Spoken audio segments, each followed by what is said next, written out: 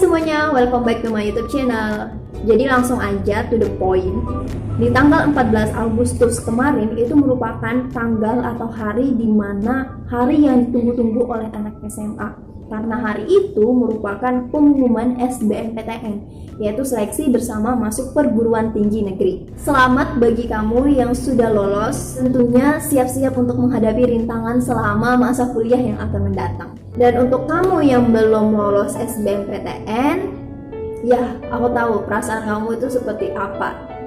Mungkin saat ini kamu merasa dunia kamu sedang runtuh, atau saat ini kamu merasa kekecewaan yang sangat luar biasa, stres, frustasi, sedih, pengen marah, merasa kalau kamu gagal membanggakan orang tua kamu, gagal dengan diri kamu sendiri, menyalahkan diri kamu sendiri.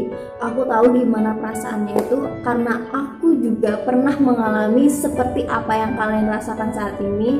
Aku juga dulu sempat gagal SBMPTN 3 tahun berturut-turut. Dan saat itu aku mati-matian ngejar perguruan tinggi negeri, cuman nggak dapet. Akhirnya aku ikut bertahun-tahun dan hasilnya juga gagal. Aku juga inget masa dimana aku belajar mati-matian, begadang sampai malam karena belajar, ikut tryout, terus ikut simulasi SBMPTN, terus macam-macam lah, ikut les, terus bangun malam-malam untuk belajar. Aku juga pernah ngerasain itu dan pasti juga kalian pernah ngerasain apa yang aku rasa. Ya, karena kita sama-sama punya tujuan, yaitu lulus SBMPTN. Tetapi hasilnya ternyata tidak sesuai dengan harapan kita. Dan jika saat ini kamu sedang sedih, frustasi, terus pengen teriak, sakit hati, atau kekecewaan yang luar biasa, itu wajar aja karena itu sifat manusia. Karena bagaimanapun jika sesuatu yang kita harapkan ternyata hasilnya tidak sesuai dengan harapan kita, wajar saja jika kita sedikit stres, sedikit frustasi. Ya, kalau kamu pengen menangis, ya menangis aja. Kalau emang menangis adalah kunci supaya kamu lebih tenang, menangislah beberapa menit. Tetapi yang perlu kalian ketahui adalah gagal hari ini itu bukan berarti kalian akan gagal seterusnya. Coba deh dari sekarang kamu percaya kalau kegagalan yang Allah berikan itu ada maksud dan tujuannya. Bisa saja kamu gagal SBMPTN hari ini itu karena kesabaran dan ketaatan kamu sedang diuji. Dan bisa jadi kegagalan itu nanti akan menjadi batu loncatan untuk kamu agar kamu lebih berusaha lagi hingga akhirnya usaha inilah yang akan menuntun kamu menjadi orang-orang yang sukses. Jadi kalau kamu punya pikiran negatif tentang Allah itu nggak sayang kita, Tuhan itu nggak sayang kita, hingga akhirnya kita digagalkan sementara teman-teman yang lain itu lulus SBMPTN. Jadi teman-teman jangan berpikiran negatif tentang apapun itu. Lebih baik dari sekarang buang pikiran negatif itu, dan kalian tidak lulus SBMPTN itu bukan akhir dari segalanya. Masih ada perjuangan lagi, masih ada hal yang harus dicoba lagi, karena belum tentu mereka yang lulus SBMPTN saat ini itu bisa melanjutkan kuliah mereka sampai akhir. Bisa saja kamu yang saat ini tidak lulus SBMPTN, bisa saja kamu lebih dulu sukses daripada mereka. Karena keberhasilan itu bukan hanya diukur dari lolos SBMPTN, masih banyak cara untuk menuju keberhasilan dan kesuksesan itu. Jadi mulai dari sekarang percaya kalau di balik kegagalan itu ada hal yang besar yang menanti kamu di masa depan. Lalu bagaimana dengan kamu yang saat ini tidak lolos SBMPTN? Apa yang harus saya lakukan?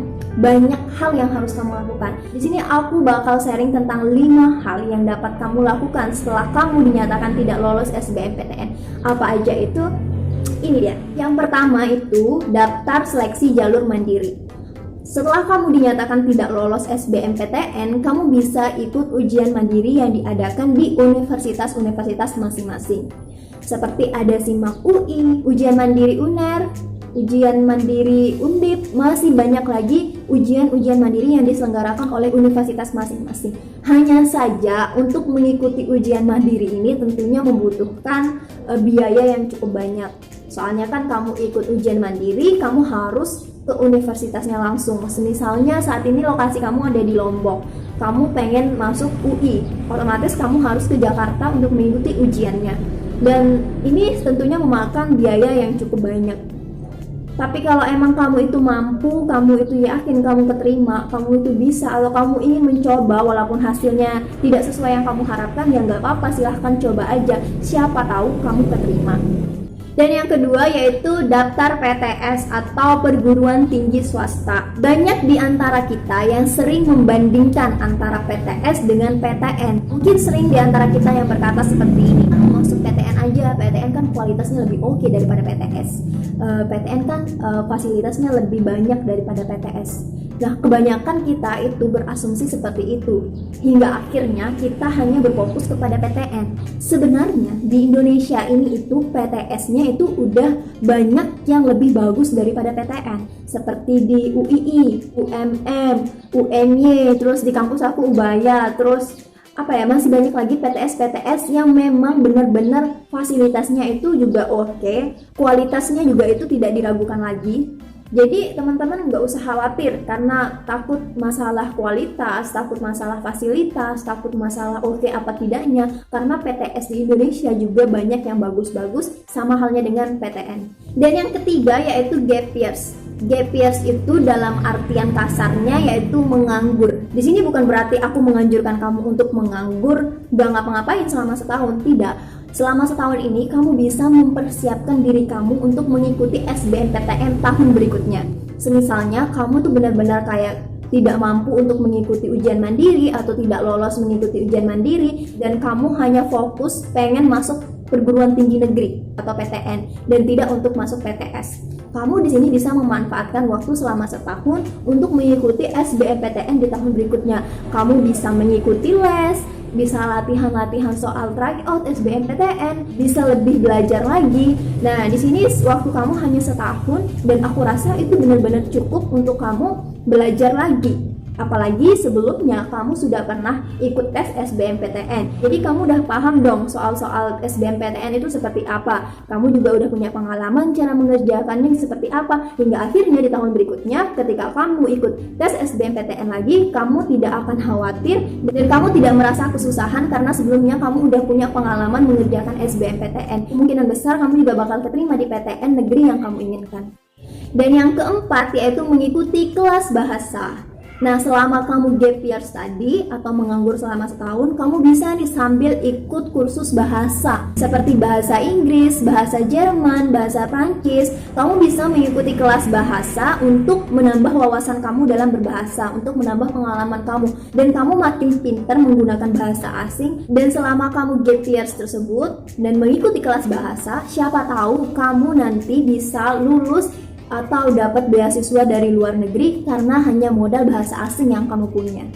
Dan yang terakhir yaitu membuka peluang usaha atau berbisnis. Ini adalah salah satu hal yang bisa kamu coba, membuka usaha kecil-kecilan, nggak perlu besar-besaran, yang dimulai dengan hobi dan passion kamu. Kamu bisa membuka bisnis mulai dari sekarang, dan selain mendapatkan income, kamu juga mendapatkan pengalaman loh. Dan banyak saat ini anak-anak muda mencoba untuk berbisnis, bahkan mereka memilih tidak untuk kuliah karena menurut mereka berbisnis itu adalah jalan yang cepat untuk menuju kesuksesan dan mendapatkan penghasilan yang benar-benar wow. Jadi nggak ada salahnya kamu mencoba untuk berbisnis, atau kamu mulai membuka all shop, karena dari awal kamu buka dikit-dikit dan lama-lama akan menjadi besar. Jadi coba aja berbisnis atau berusaha, karena siapa tahu kamu yang saat ini tidak lolos SBMPTN lebih dulu sukses dari mereka atau dari teman-teman kamu yang lulus SBMPTN. Nah, itu dia beberapa hal yang aku rekomendasiin kalian lakukan setelah kalian tidak lulus SBMPTN. Jangan putus asa, mari kita coba dan coba lagi, karena kesuksesan sebenarnya itu bukan hanya dinilai dari lolos SBMPTN. Masih panjang perjalanan kita untuk menuju kesuksesan, untuk meraih impian kita. Jadi buat teman-teman yang tidak lolos SBMPTN, aku doakan semoga kalian bisa diterima di universitas yang kalian inginkan, meskipun itu tahun depan atau tahun ini. Aku doakan kalian semoga keterima. Sekali lagi aku cuma mau bilang, gagal SBMPTN hari ini bukan berarti kalian gagal seterusnya. Terima kasih banyak sudah menonton video ini. Jangan lupa di like, comment, dan subscribe. Dadah, sampai ketemu di video selanjutnya. When I wake up, I feel cozy, yeah. Can you hold up? Don't need no coffee yet. Got no makeup.